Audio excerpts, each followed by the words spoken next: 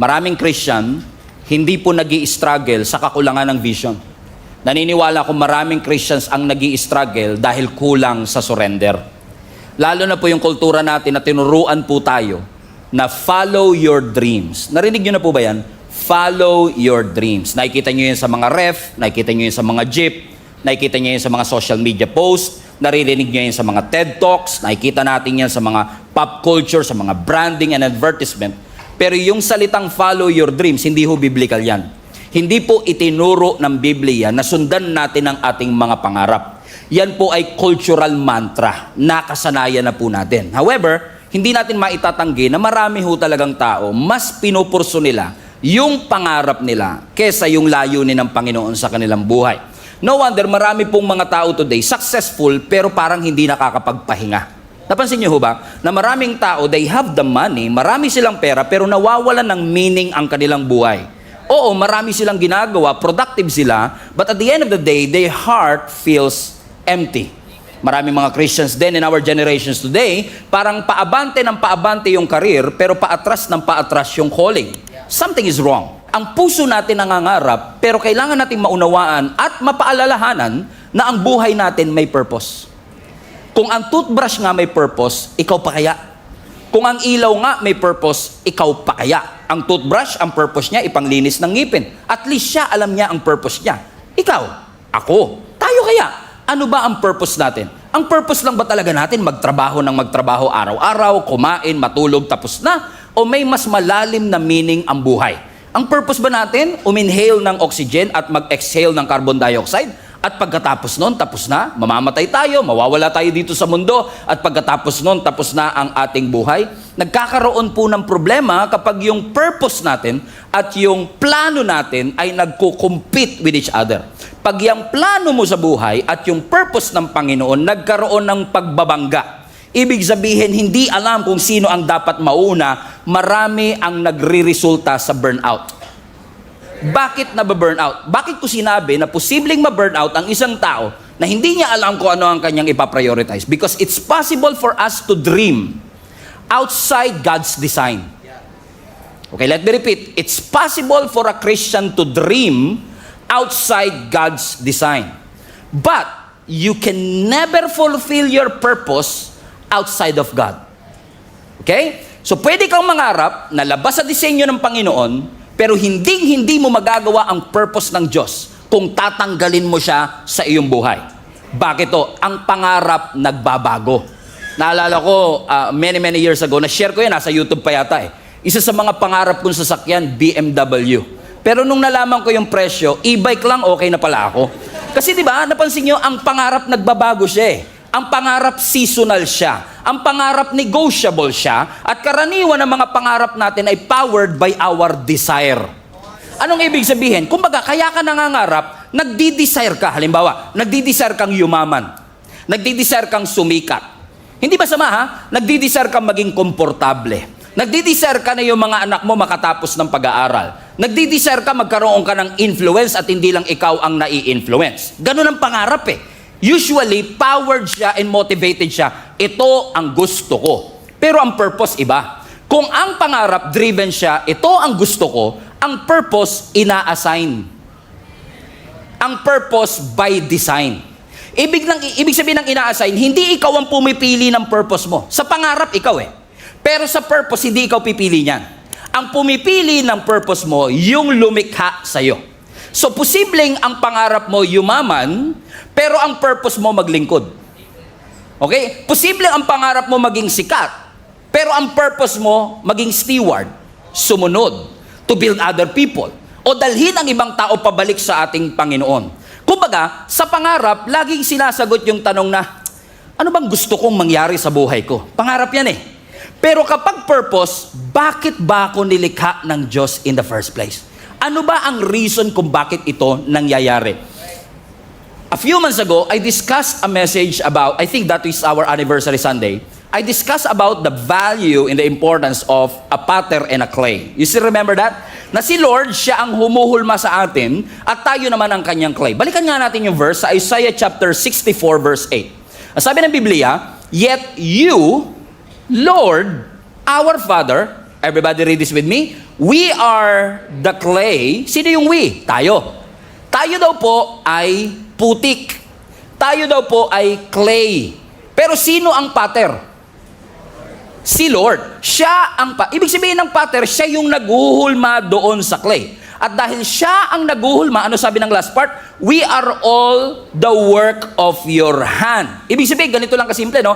Tayong lahat, sumusunod lang kung ano ang gusto nung pattern na naghuhulma sa atin. Komprende? Sino ba ang pattern?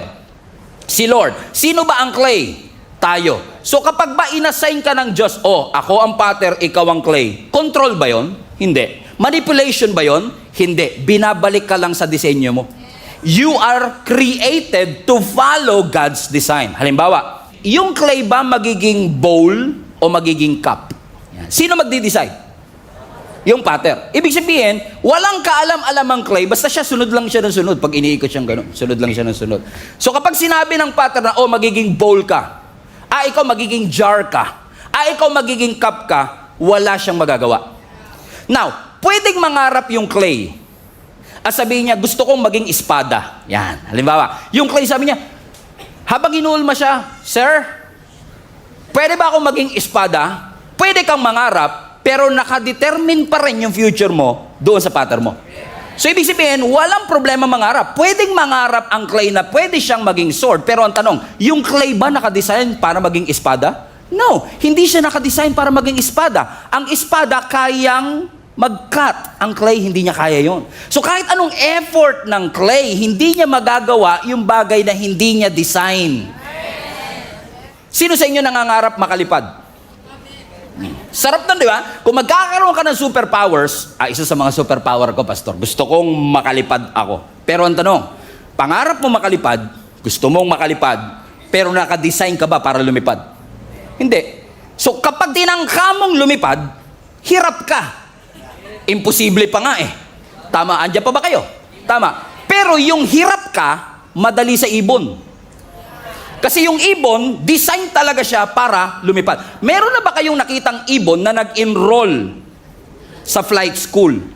Halimbawa, gusto kong matutong lumipad. Okay? Paglipad 101. Ayan. May ganyan ba? May lesson ba ang ibon para sa... Wala. Kumbaga, nung ipinanganak siya, kahit hindi niya pa na-try lumipad, once na pinakawalan siya dahil built-in sa kanya yun. Effortless ang paglipad. Halimbawa, ang isda, design siya para sa tubig. Wala kang makikitang isda na nag-e-enroll sa swimming school. Walang isda na nag-swimming lesson. Lahat ng isda, naturally, based on design, bigla na lang silang lumalangoy. So, ibig sabihin, kung ang ibon lumilipad, ang isda lumalangoy, hindi mo pwedeng pagbaliktarin. Bakit? Ang isda, unless flying fish, pwedeng makalipad, pero for a while nga lang eh.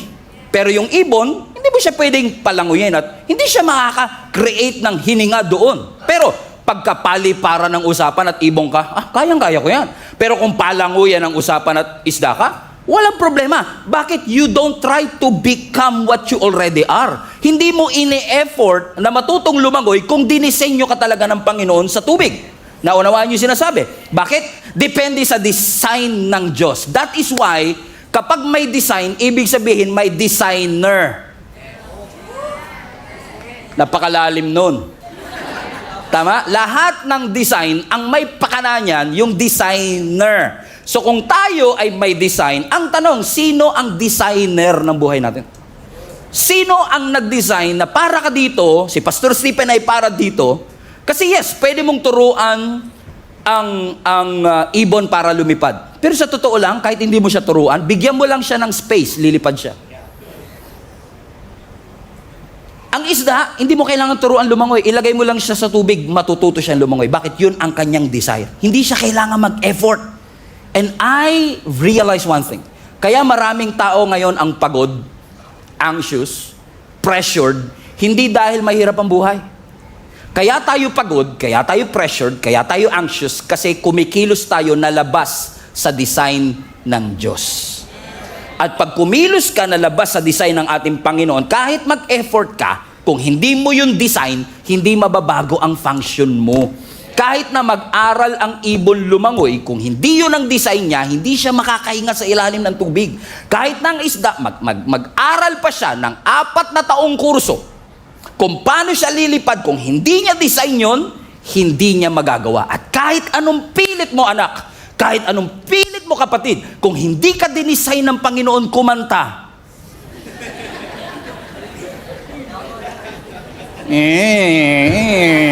Pastor, gusto kong kumanta. O sige na, gusto mong kumanta, pero tanongin mo, gusto ba namin?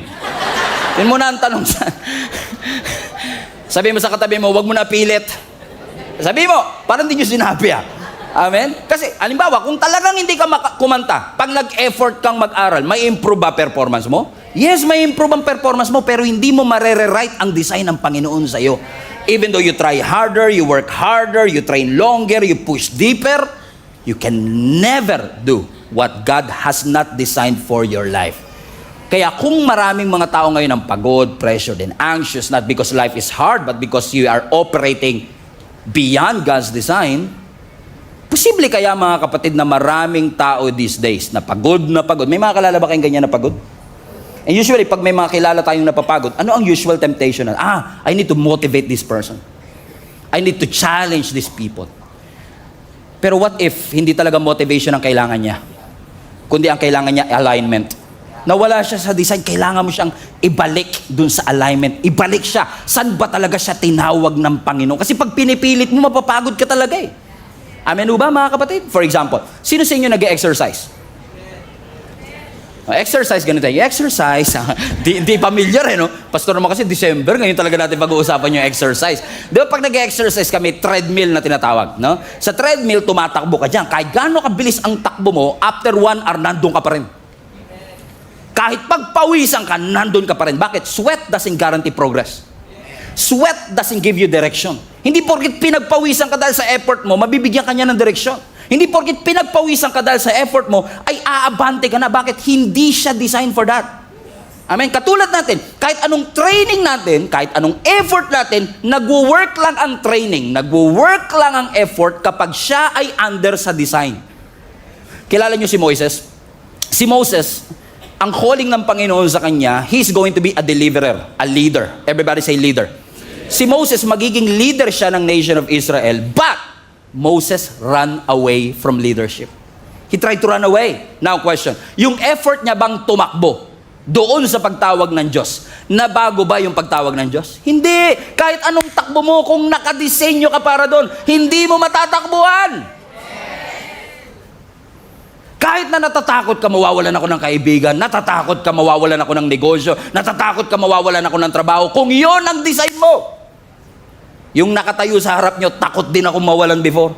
Takot ako mawalan ng trabaho. Takot ako na hindi magkaroon ng magandang future. Pero kapag ka yun ang design ng Lord, hindi mo siya matatakbuhan. Si Jonah, for example. Binigyan si Jonah bilang propeta ng isang assignment para siya ang magbigay ng balita sa Nineveh. Anong ginawa ni Jonah? The runaway prophet. Come on now. Anong ginawa ni Jonah? Tumakas sa Panginoon. Question, nung tumakas ba siya, nabago assignment niya? Hindi! Kahit na tumakas ka, hindi magbabago assignment mo. Sabihin mo sa katabi mo, parang ikaw tapi ka. Amen? Kahit anong takas mo, kahit anong iwas mo, pag yun ang assignment mo, mapapagod ka lang, magbabayad ka lang, tatagal ka lang, pero hindi mo matatakasan ang pagtawag ng ating Panginoon.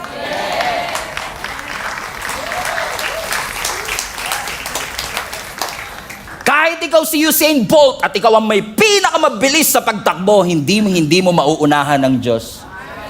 Si Peter, he catch the fish all night, effort. But he caught nothing. Why? Without the presence of God, walang bunga lahat ng ating ginagawa.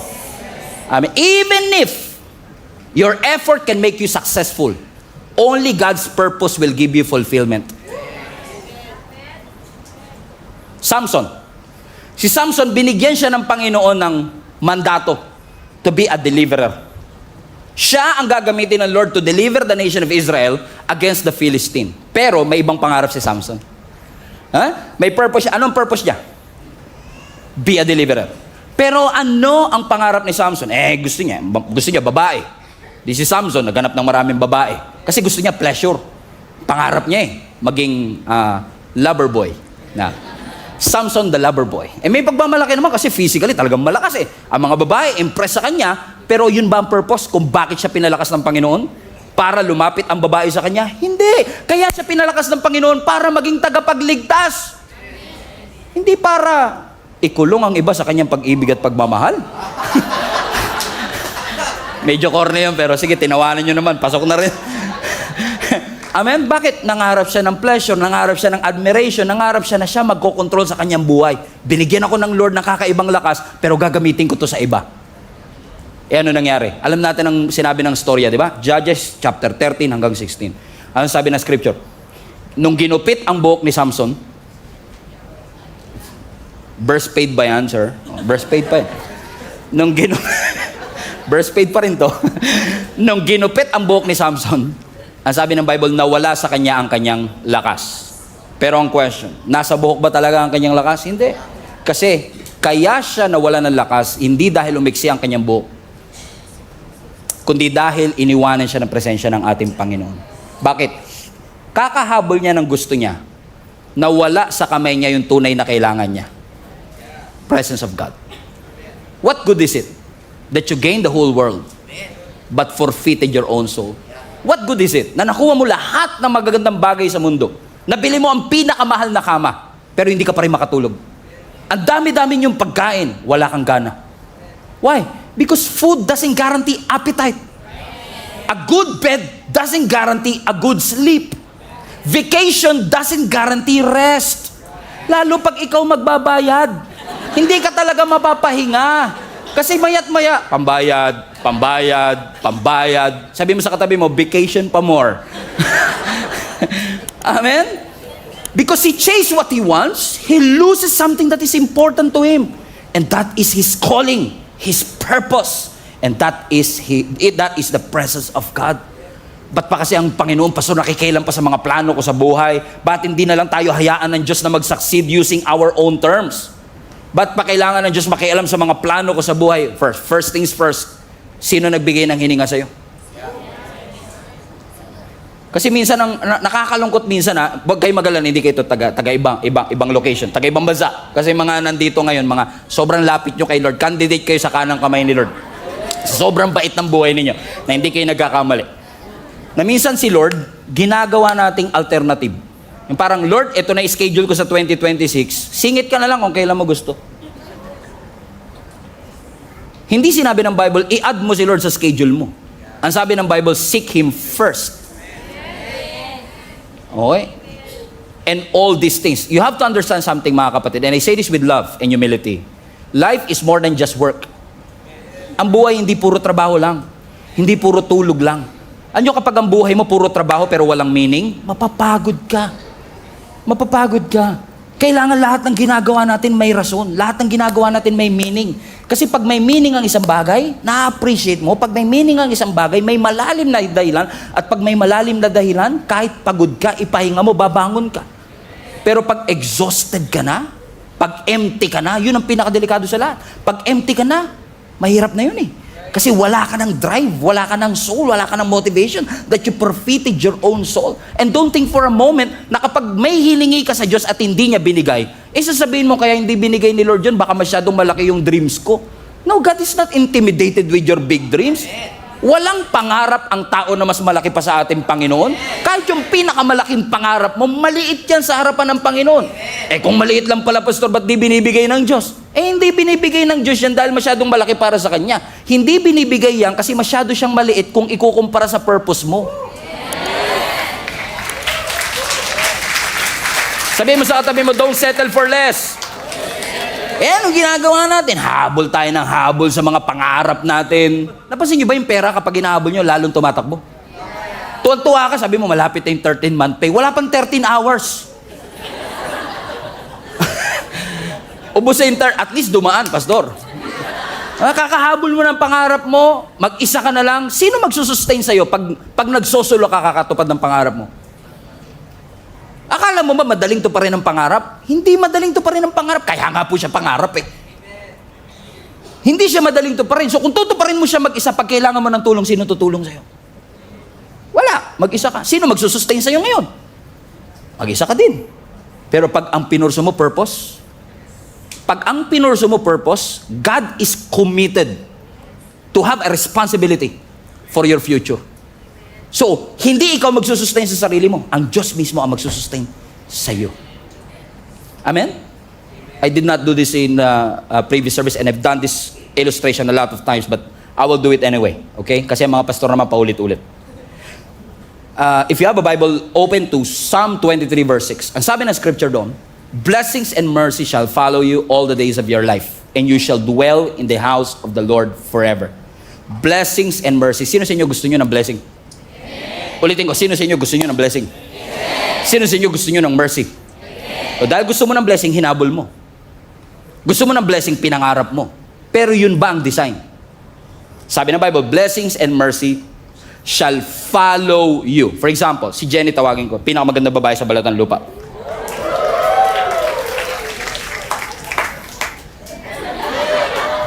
Total, siya naman ang blessing ko. Yeah! Okay. Ang sabi ng scripture, blessings, kunwari si Jenny ang blessing, ang sabi ng scripture, blessings and mercy shall follow you.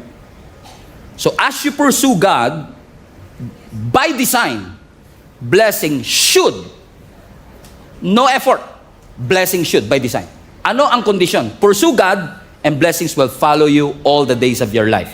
So ibig sabihin, when I pursue the Lord, I don't have to worry, may pambayad na ba kami? I don't have to worry, paano na yung mga anak ko? No, because it's automatically pursuing you. Kaya kapag pagod at hirap, binabaliktad mo yung design. You are pursuing the blessing. Habol ka ng habol sa blessing. Tapos, pag mag-isa ka na lang, sabi mo, nasa na si Lord? Iniwan ako ng Lord. Hindi ka iniwan ni Lord. Ikaw ang umiwan sa Kanya. Kaya, pag nasa ganitong sitwasyon ka kapatid, nagtataka ka, bakit mga desisyon ko, bubo? Alam mo yun? Dinicide ko talaga yun. Di ba parang, ba't ganun ang desisyon ko? Paano ka magkakaroon ng wise decision kung yung source ng wisdom nandun? Paano ka magkakaroon ng peace dito kung ang source ng peace nandun? Kaya sabi ng design, balik ka sa design. Ano ba ang design? Pursue it. And blessings and mercy shall follow you. Comprende? Thank you, Be. Amen? Lahat naman kasi talaga, nung nagsimula, may purpose naman talaga yan. Lalo tayo na, halimbawa, sa mga OFW natin, mga nanonood online today, let me know in the comment section kung saan kayong parte ng mundo.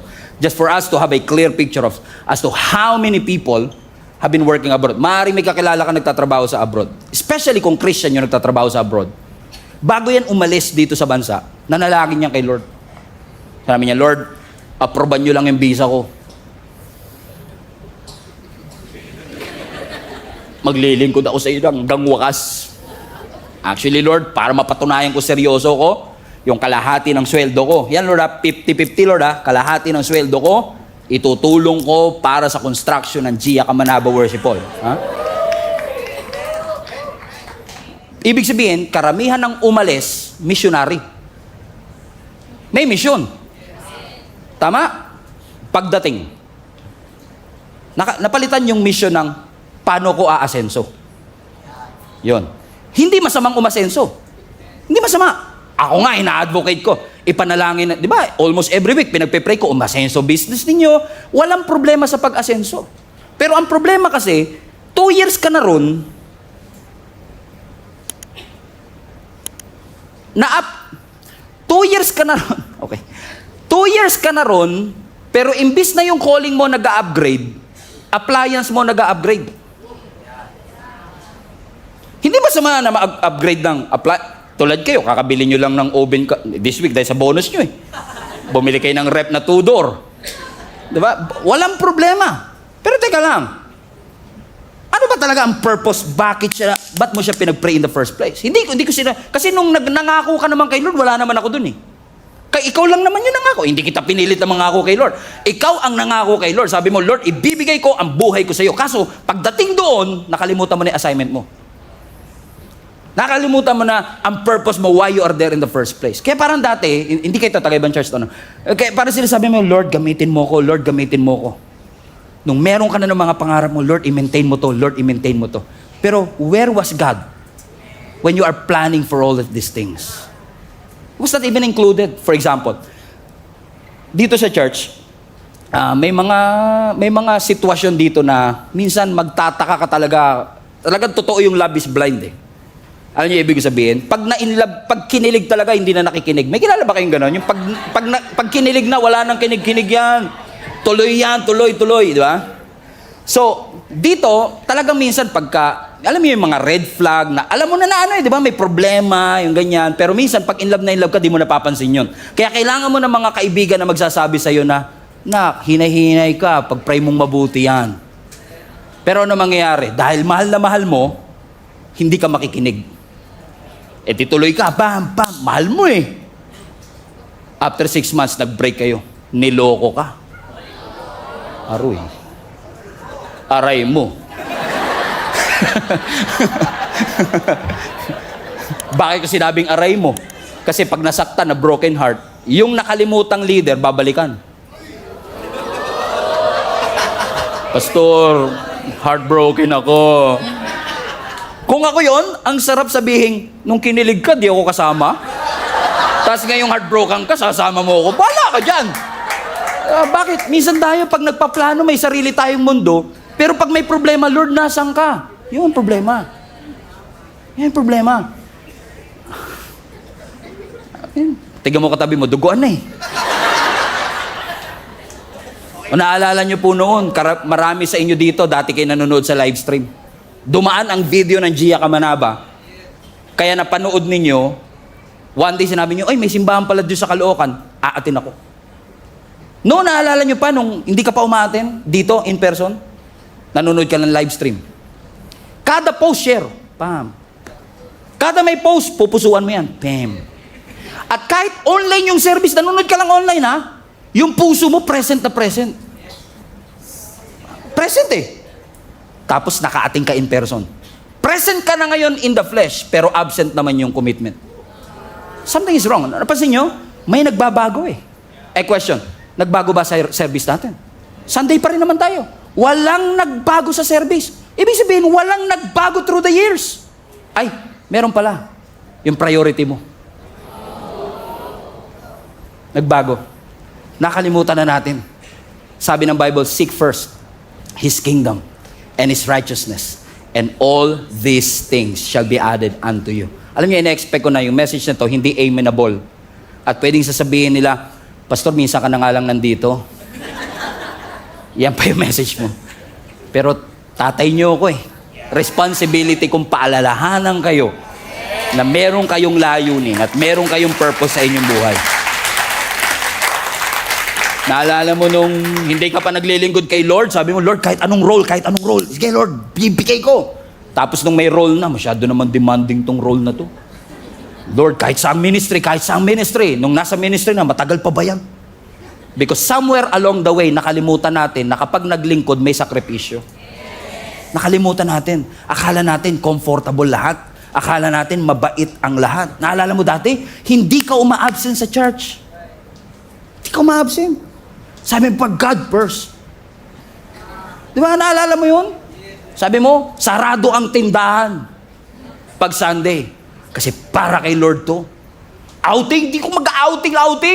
Sunday! Kayo yun ha, kayo yun. Huwag niyo ako damay. Di ba? Ikaw naman ang ako nun eh. Diba? Pero recently, di ba, napapansin mo, diba, pag may mga long weekend. Diba? Sabi mo, maganda magbakasyon dito ah. Hindi masama. Pero minsan, di ba, family first eh. O di nasa family na. Di nandun ka na sa resort, di ba? Say, woo! Habang nagagaganong ka, kami dito nakaganon, di ba? Kami rito nag-worship, ikaw ganun-ganun ka sa swimming pool, di ba? Saya mo eh! Di ba? Hindi natin pinipigilan. Kasi nga, pamilya yan eh. Di ba? Walang problema. Lalo kung yan lang talaga oras ninyong pamilya eh. Pero alam mo na ang services natin every Sunday, 5 yan sa online. Meron pa yung Monday ng gabi. So alam mo may oras ka pag Monday, tapos na yung outing nun ah. May internet? Meron. May access? Meron. Ano wala? Eagerness. Yun yung nawala. Hindi na nagbago yung church eh. Ang nagbago yung eagerness, nagbago yung priority. Sabi nga nila, pag gusto, pagkaayaw, ako ba nagsabi? Kayo nag-fill in the blanks. Amen? Sabi mo sa katabi mo, ikaw talaga target ni Pastor today. Oo. Yung katabi mo, dati nag-a-adjust pa yan. Pag Sunday, di ba, sabi niyo, yun. Pero ngayon, wala. Pwede mo ba sabihin, nanlamig ba siya, Pastor? Hindi naman siya nanlamig kay Lord. Masyado lang napasarap yung pahinga. Oh, bakit ko sinasabi? Tatandaan nyo to mga anak. Ha? Ang backsliding, pag sinabing backsliding, yung pagbalik mo sa lumang buhay, ang backsliding hindi nagsisimula sa rebellion. Walang nag-backslide, rebelde ka agad. Walang ganun. Karamihan ng nagba-backslide, if not lahat ng nagba-backslide, hindi rebellion ang simula. Ang simula, neglect. Kapabayaan. Yung dating importante, hindi na masyadong importante sa kanya ngayon. So anong ibig ko sabihin? Hindi ka naman biglang tumalikod sa Lord. Hindi ka biglang nawala sa Panginoon. Unti-unti mo lang tinigil yung dating ginagawa mo para sa Kanya. Kaya ang sabi ni James, are you still with me? Sugatan ah. Kaya ang sabi ni James sa James chapter 4, now listen, verse 13. Giya kamanaba, makinig kayo. Lahat ng mga tao na nagsasabing, ngayon o bukas, pupunta kami sa Thailand. Pupunta kami sa Japan. We will spend a year there. We carry on with our business and to make money. Verse 14. Bakit? Bakit? You don't even know what will happen tomorrow. What is life? What is your life? You are a mist, hamog, galang. Alam niyo ibig sabihin ng hamog, fog? Pag hinalintulad yung buhay natin sa hamog, ibig sabihin, ngayon nandyan, mamaya wala na. Ibig sabihin, walang guarantee ng sustainability. Walang guarantee ng breath for tomorrow. Kaya sinasabi na, kayong lahat na nagsasabing, ngayon pupunta ako dito sa city nito, bukas pupunta ako dito, magtatayo ako ng negosyo, I will make money. Hold your horses. Hold your horses. Do you not know that your life is a mist? Hindi nyo ba na-realize na wala kang control sa oras mo, anak? Hindi mo hawak ang oras. Ang may hawak ng oras natin, ang Diyos. Hindi mo hawak ang karir mo kahit gaano ka kahusay. Hindi ikaw may hawak ng karir. Hindi ikaw ang may hawak ng iyong negosyo. Hindi ikaw ang may hawak ng bangko sa Pilipinas. No. Only God is the true source of everything. Amen? Let's go back to verse 13. Can I take a few minutes to digest these verses for you? Just one verse. I promise you it will be worth it. Wala naman kayo magagawa. Dito na tayo. Diba? So pasinin nyo to. Now listen, you who say today or tomorrow, we will, highlight this part, we will go. Everybody say we will go. So sasabi ni James, kayong lahat na nagsasabi ngayon, gagawin namin to, bukas, gagawin natin to. Bukas, dito kami pupunta. We will go. Everybody say, we will go. What does it imply? We will go. It implies what? Movement. Gagalaw ako. Pupunta ako dito. Sabi niya, we will go. Pero ang sinabi ng scripture, we will go. Depends on kung iaalaw ni Lord. Hindi, no? Sabi lang, we will go. So, ibig sabihin, yung kanyang direction ay self-initiated. Ako nag-initiate kung saan ako pupunta. So, ano naging basis ng decision? Preference. Ano naging basis ng decision? Opportunity. Ano naging basis ng kanyang decision? Ambition. Discernment. Pag tinignan mo, we will go, mukhang confident. Pero may submission ba? Come on? May submission ba kay Lord? No. Next, we will go to this or that city and spend, highlight this part, spend a year there. Ano ibig sabihin ng spend a year? Bakit hindi sinabing spend month or I will spend my day there? So the fact na sinabi niyang, I will spend a year there, ibig sabihin ginagaranti niya buhay pa ako after 1 year. And that is an illusion, my friends. Illusion siya na ikaw ang may hawak ng iyong oras. You don't hold your future. You don't hold your time. Time is not a right. Hindi nating karapatan bigyan ng Diyos ng oras. Mercy ng Diyos kung ba't buhay pa tayo. Grace ng Lord kung bakit pa tayo nandito. Regalo ng Diyos ang oras. At kung regalo siya, dapat siyang i-steward. Dapat siyang i-manage ng tama para sa kanyang kaluwalhatian. So kasi sinasabi, we will go and we will spend 1 year there. Let's continue. And we will carry on with our business. Ibig sabihin, ina-assume mo na kapag nag-effort ka sa negosyo, magsasucceed ka. So ibig sabihin, ang skills mo, nasaan ang tiwala? Sa sarili. Nasaan ang tiwala? Sa network. Nasaan ang tiwala? Sa experience. Productive, pero nag-pray. And last, sabi doon, and we will make money. Everybody say, make money. So, ibig sabihin, nag-business, ito naman ngayon ang resulta. Now we have the money. So, ibig sabihin, hindi lang siya confident na buhay pa siya after 1 year, posibleng may confidence din siya sa resulta that if I work hard, I will earn money. Hindi siya sinabing there's a possibility that I will earn money. Is it as if like money is a right? No, it is a mercy of God. So what will happen kung makakakuha ka ng pera pero hindi mo ipinanalangin? What will it develop in your heart? Di ba pride? Di ba? It will develop pride in you kasi isipin mo, it is my skill. It is my network. It is my connection. Is God condemning money? No. Hindi kinokondemn ng Lord ang pera. Nire-rebuke ni James at ng Diyos yung entitlement sa ating puso na we think that it is because of our skills and connection that we have all of this. We don't. Only through His grace, meron tayo nito. So ano ba sinasabi ni James? Ibig sabihin, Pastor, hindi na ako magpaplano? No. Hindi against ang Lord sa planning. Against ang Lord sa pride. Against ang Lord sa entitlement. So kinokorek ng Lord, hindi yung plano. Ang kinokorek niya, anong tono ng plano mo? Asan ang Diyos sa plano mo? Asan ang Diyos sa iyong mga pangarap? Against ba ang Lord sa negosyo? No. Against ba ang Lord sa wealth? No. Against ba ang Lord sa pera? No. Si Jesus nga may treasurer. Ba't ka may treasurer kung walang treasure? So God is not against wealth. Amen? Ang Diyos hindi siya against. Against siya kapag yung success mo self-sufficient. Feeling mo, ikaw ang may pakana. So anong nangyari? Si Lord ngayon, consultant na lang. Hindi na siya ang tunay na may-ari. Kinokorek lang ni Lord. Yung business mo, hindi sa iyan. Kay Lord yan. Huwag mo siyang gawing consultant. Siya dapat ang number 1 sa sinasangguni natin. Kaya kapag sinabi ng kultura sa atin, follow your dream. Everybody say, follow your dream. Follow your dream. Is that right? No. Don't follow your dream. Submit your dreams to God. Huwag mong sundan ang pangarap mo. I-submit mo ang mga pangarap mo sa ating Panginoon. Kasi, yes, ang Diyos hindi siya against sa pangarap. Si Joseph nangarap, si Daniel nangarap. Hindi against ang Diyos na ikaw ay mangarap. Pero ang sinasabi lang ng Lord, yung pangarap na meron ka, i-offer mo sa Panginoon. Yung pangarap na meron ka, i-submit mo sa Diyos. Question, sino sa inyo willing mag-submit ng inyong mga dreams sa ating Panginoon? Ulitin ko lang, sino sa inyo ang willing mag-submit ng kanyang mga pangarap sa ating Panginoon? Taas kamay, taas kamay, taas kamay. Okay, third time is the charm. I'm setting you up. Clue. I'm setting you up. Sino sa inyo willing na isubmit ang inyong mga pangarap sa ating Panginoon? Sure? So pag sinubmit mo yan, papayagan mo ang Diyos na i-inspect yung pangarap mo. Papayagan mo ang Diyos na i-redefine ang pangarap mo. Okay pa rin sa'yo. Okay, ito matindi. Papayagan mo ba ang Diyos na i-resize ang pangarap mo? Okay. Amen pa rin. Ito, ewan ko na lang. Papayagan mo ba ang Diyos na i-replace ang pangarap mo? Kasi submission eh.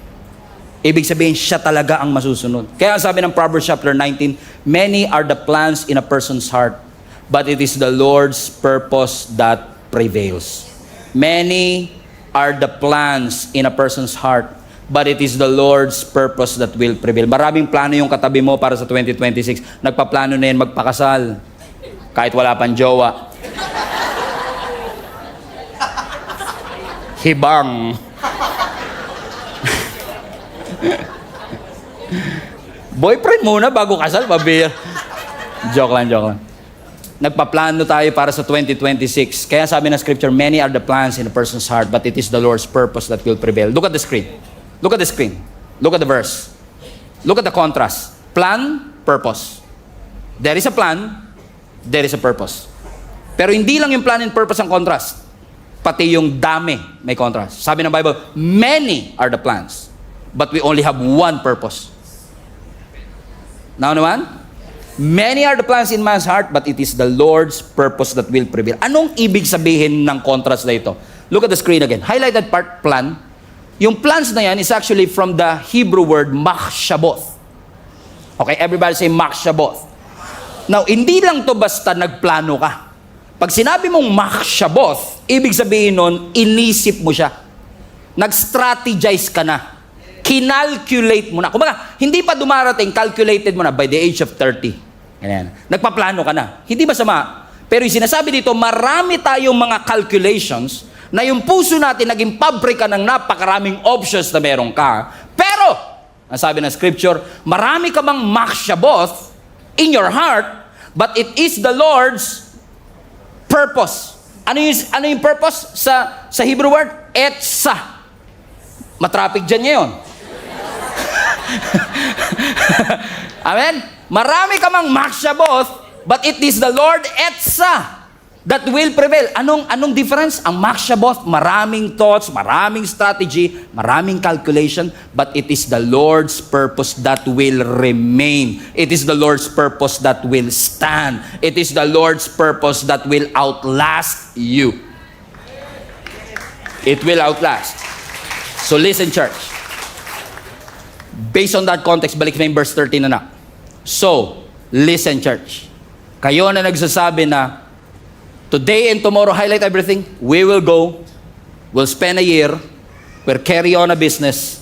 We will make money. Look at the screen. We will go. We will spend a year. We carry on a business. We make money. You see it? We will go, spend a year, carry on a business, make money. What is missing on that verse? Walang Diyos. May plano, pero wala ang Diyos sa kanyang mga plano. Kaya ang sinasabi ng writer na si James, pwede kang magplano na, we will go here, we'll spend a year there, carry on a business, and make money. Verse 14, bakit? Hindi mo ba alam na, highlighted part, hindi mo ba alam? Alam niyo ibig sabihin ng Greek word yan? You know nothing. Hindi mo ba alam kung ano mangyayari kinabukasan? Ang buhay mo para lang hamog. It will appear for a little while and then it vanishes. That's what he is saying. Hindi masama magplano, pero teka, nakalimutan mo ba na wala kang control sa bukas? Hindi mo alam. You don't know. That's the dilemma. Hindi mo alam. Plano ka ng plano, pero hindi mo alam kung buhay ka pa bukas. Hindi mo alam kung ano ang mangyayari bukas. Bakit? Si Lord lang nakakaalam. Kasi iyan ang faith eh. Ang faith kasi, hindi ka bibigyan ng estimated time of arrival. Sabihin ng Lord, guarantee at the age of 35, may asawa ka na. Scam yun. Diba? Si Lord ba yata tayo nagsabi siya? Sabi ni Lord 32 lang daw, magkakaasawa na ako. Diba, scam? Bakit? Nilalagyan mo ng estimated time of arrival, nilalagyan mo ng expiration date.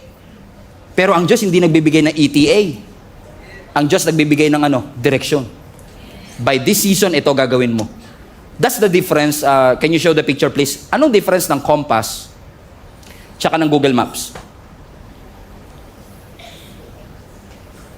Ang Google Maps, bibigyan ka ng estimated time of arrival. Ang Google Maps, nakaplanado na, dito ka kakaliwa. Nakadetermine na, darating ka 4:40. Ang compass, hindi niya mabibigay yun. Ang mabibigay lang ng compass, direksyon. Tinatrato natin minsan ng Biblia, Google Maps. Kaya ka frustrated eh. Kasi hindi ipapakita ng Lord sa iyo ang lahat ng daratnan mo. Pero ang ipapakita niya, yung susunod na direksyon. North, south, east, or west. Kaya pala sabi ng Bible, your word is a lamp unto my feet and a light unto our path. Bakit? Ang word of God, hindi po siya spotlight sa kinabukasan. Siya ay lampara para sa susunod mong hakbang. Ang ipapakita ng Lord sa iyo, what's the next step? But will you be able to trust God? Hindi sinasabi ng Lord, wag ka magplano for the next year. Nagpaplano ang church, nagpaplano ako, lahat tayo nagpaplano. But where is God in the middle of all of this? Is there at least a sign na sinasabi mong, Lord, ang gaganda ng mga plano namin, pero kung hindi mo to loloobin, hindi naman to mangyayari. Plano namin mag-open ng ganito sa next year. Plano namin gawin to sa next year. Naalala nyo, plano natin ngayon dapat nasa pure gold na tayo? Ano nangyari? Plano o purpose? May blueprint pa yan May blueprint na nga, hindi pa nangyari. Bakit? Si Lord lang nakakaalam. Si Lord lang nakakaalam ng lahat ng bagay. So let's submit our desires to God. Bakit? So yung sinasabi ni James, balik mo yung verse 14 anak. So, makinig kayo, Gia Kamanaba. Kayo, sinasabi nyo, today, tomorrow, we will go to that city, spend a year, carry on a business, make money. Hey, why? Next verse. Why? You don't even know what will happen tomorrow. Your life is a mist that appears for a while. Huwag mong sabihin na kaya mo itong gawin. You can make money. You can spend there in 1 year. Verse 15. Instead of saying that, you ought to say, highlight this part, if it is the Lord's will. So instead of sabihin, next year, sure. Ang sinasabi ni James, instead of saying that, say, if the Lord is willing. Diyan natin nakuha yung God willing. Hindi tayo binibigyan ng James ng additional sa ating Christian vocabulary. Kasi nung sinasabi ni James yan, if it is the Lord's will, we will live. Bakit literal nilang sinasabing kung kalooban ng Lord na buhay pa kami because they were persecuted at that time. Literal silang hinahunting at gustong patayin. So parang sinasabi nila, hindi ko mapapangako kung makikita pa tayo next year. So if it is the Lord's will na buhay pa kami, magkikita tayo. So ano sinasabi? Hindi masama magplano. Pero include mo si Lord. Lagi mong isang guni, ito ang kalooban ng Diyos sa aking buhay. Is it God's will for you to do it? Or is it your dream, your will? Submit your dreams to God. Submit your dreams to God. And you will never go wrong with it. Amen? God willing, next year, sama-sama pa rin tayong sasamba sa Panginoon. Because we don't know what will happen. Ang alam lang natin, loobin ng Diyos, lahat tayo sama-samang sasamba at magpupuri. Loobin ng Diyos, makakapagtapos ng pag-aaral yung mga anak next year. Loobin ng Diyos, masisimulan yung negosyo next year. Loobin ng Diyos, may malaking project na darating sa iyo next year. Loobin ng Panginoon, magkakaroon ng financial breakthrough ang iyong pamilya. Loobin ng ating Panginoon, yung iyong mga pangarap na namatay, ibabalik ng Panginoon into life. Loobin ng ating Panginoon, makakapaglingkod ka sa ating Panginoon in a whole different level. Loobin ng ating Panginoon, magiging pastor yung katabi mo. Hallelujah. Loobin ng ating Panginoon.